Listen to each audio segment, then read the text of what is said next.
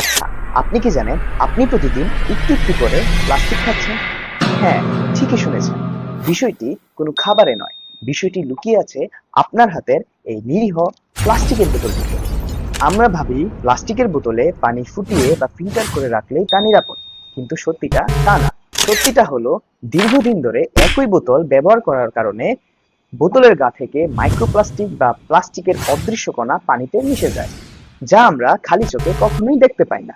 এই ক্ষতিকর কেমিক্যাল দিনের পর দিন শরীরে গিয়ে হরমোনের মারাত্মক ক্ষতি করতে পারে, যা অকাল বার্ধক্য বা গ্যাস্ট্রিকের ক্রনিক সমস্যা, লিভারের সমস্যা এবং ক্যান্সারের মতো বড় ঝুঁকির কারণ হয়ে দাঁড়াতে পারে।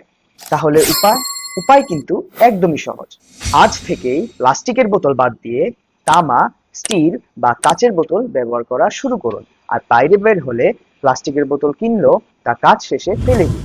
মাসের পর মাস তাতে পানি রেখে খাবেন না। আর আপনার একটা সচেতন অভ্যাসই পারে আপনার পরিবারকে সুস্থ রাখতে। ভিডিওটি আপনার কাছের মানুষের সাথে শেয়ার করুন এবং তাকেও সাবধান করুন। সুস্থ থাকুন, সুন্দর থাকুন।